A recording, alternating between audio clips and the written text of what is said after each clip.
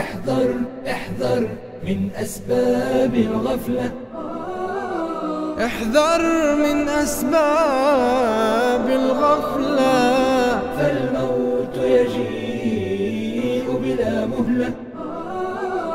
فالموت يجيء بلا مهلة. دنياك تضيع ولا تدري، والجاهل يمضي في جهله. احذر احذر من أسباب الغفلة. وتغفل عن درب المولى، عن غايات الدين المثلى. حين ترى الأفعال الفضلى تنساها من أول وهلة. يا من في الحيرة قد أمسى أيامك بحياتك تنسى. هل تلقى في بحرك مرسى، ويفوتك ميعاد الرحلة، ويفوتك ميعاد الرحلة. السلام علیکم و رحمت الله و برکاته. حمد الله را که پروردگار جهانیان است. پروردگارا بر پیامبر صلوات و سلام و برکات بفرست. همچنین به خاندان پاک سریشت، صحابگانی که پیشوا و با برکتند، همسرانشان که مادران مؤمنانند، بر ما هم همراه ایشان با لطف و مهربانیت صلوات بفرست و تو مهربان ترین مهربانانی. اما بعد، برادران و خواهران عزیز، الله همه شما را نگهبان باشد. ما تا حالا با هم درباره نوعهای غفلت سخن گفتیم و صحبت ما در این نشست درباره نوع خطرناک دیگر از انواع غفلت است که در جامعه زیاد دیده می شود و حتی با وجود این که آن را می بینیم از آن غافل هستیم. آن غفلت از مرگ است. غفلت از مرگ. من هیچ حقیقتی را نمیدانم که مثل این حقیقت از آن غافل باشم. مرگ حقیقت است که حیات تمام بشریت با آن رنگ کرده شده است. مرگ حقیقت است که خواسته یا ناخواسته با آن روبرو خواهیم شد.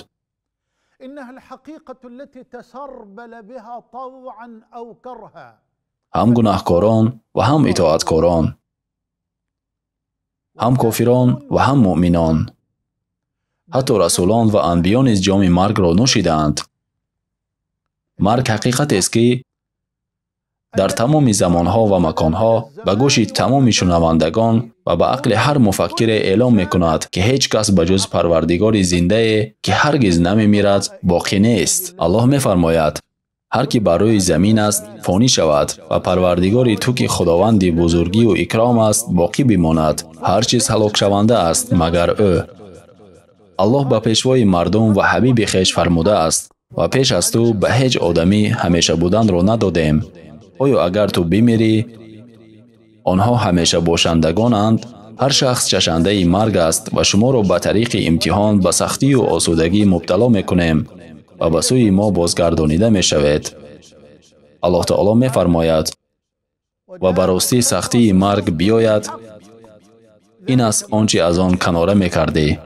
حقیقت این است که تو میمیری و من هم میمیرم، اما الله نمیمیرد. این حق است که در هنگام مرگ ملائکه رحمت یا ملائکه عذاب را میبینیم. این حق است که قبر ما باغچه از باغچه های جنت می شود. پروردگارا آن را باغچه از باغچه های جنت گردان، یا پناه بر الله از چقوری از چقوری های جهنم.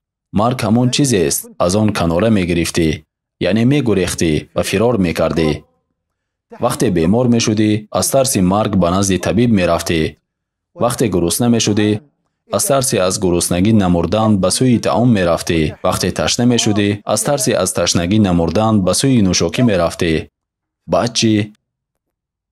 ای انسان چست و چالاک، ای زیرک و دانا، ای بزرگ و ای خرد، ای بینیاز، ای فقیر، ای فرمانروا، ای فرمانبردار. هر گریه کننده روز برایش گریه خواهند کرد. هر خبر آورده را روز خبر مرگش خواهند آورد. هر عمر فنا شدنی است. هر یاد فراموش خواهد شد. بجز الله هیچ کسی باقی نمیماند. هر کسی برتر است، الله برتر از اوست. الله تعالی میفرماید: كلا اذا بلغت التراقي وقيل من راق. یعنی هرگاه روح انسان سوی الله به سوی آسمان ها بالا برده شود و گفته شود کیست افسون کننده، یعنی کی رقیه میخواند. در تفسیر این آیه بین اهل علم دو قول است. یکم کی به او دارو و درمان میدهد و رقیه میخواند. دکتران در گرد و اطراف جمع شده داروی برایش میدهند، اما آنها چیزی میخواهند و الله در تقدیر چیزی دیگری نوشته است. به او نگاه کن که در بستر مرگ قرار دارد. چهرهش دیگرگون شده است، پوستش تیره شده است و درد خیلی سخت دارد. وبدأ يحس بزمهرير قارس يزحف إلى أنامل يديه وقدميه. و کوشش کرده ایستاده است که کلمه توحید را به زبان آورده تواند. احساس کرده ایستاده است که لبهایش مثل کوه وزنین است و توانی تکان دادن آنها را ندارد و زبانش خشک شده است. بغیر از کسانی که الله برایشان توانی گفتن لا اله الا الله را داده است و کسانی که با توحید زیستند تا با توحید بمیرند، کسی نمیتواند آن را به زبان آورد. پاداش الله به کسانی که با توحید زندگی کردند این است که با توحید بمیرند و هر کسی با توحید بمیرد روز قیامت با توحید برانگیخته می شود. در این لحظه بسیار حساس انسان به گرد و اطرافش، به خانواده‌اش، به برادر و خواهرش که گریان هستند نگاه کرده با زبان حال می گوید: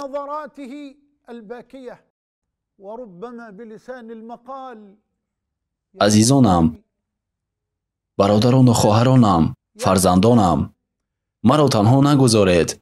مرا تنها نگذارید. مرا در لحد تنها نمانید. من پدر شما هستم. من برادر شما هستم. من عزیزی شما هستم. من شخصی هستم برای شما قصرها ساختم و عمارتها ساختم و تجارت کرده پول و مال جمع کردم. کدامی از شما می توانید به عمر خود 1 یا 2 ساعت علاوه کند؟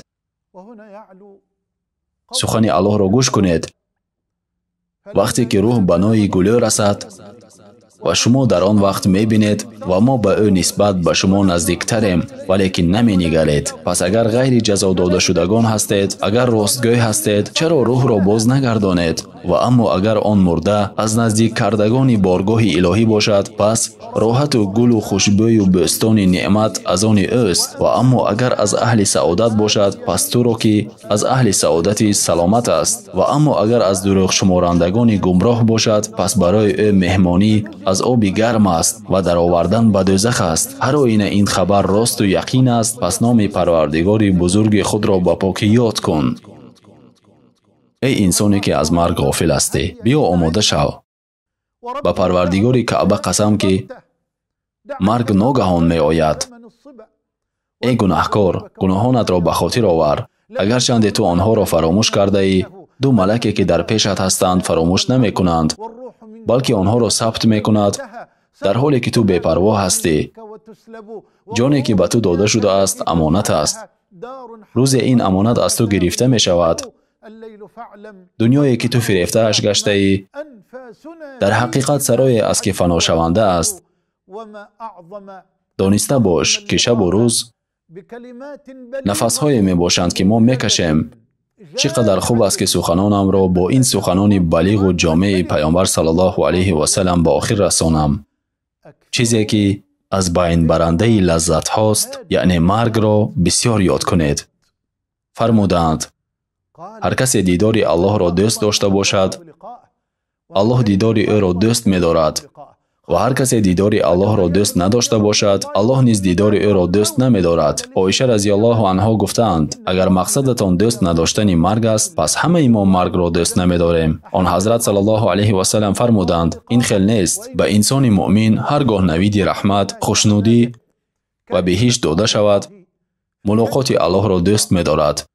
در نتیجه الله نیز دیدار او را دوست می دارد.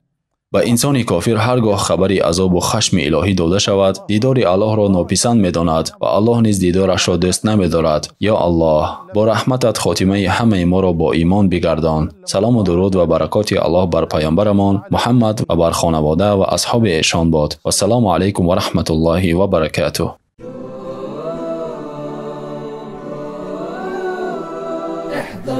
احذر من أسباب الغفلة. احذر من أسباب الغفلة، فالموت يجيء بلا مهلة. فالموت يجيء بلا مهلة. دنياك تضيع ولا تدري، والجاهل يمضي في جهله. احذر من أسباب الغفلة. وتغفل عن درب المولى، عن غايات الدين المثلى. حين ترى الأفعال الفضلى تنساها من أول وهلة. يا من في الحيرة قد أمسى أيامك بحياتك تنسى.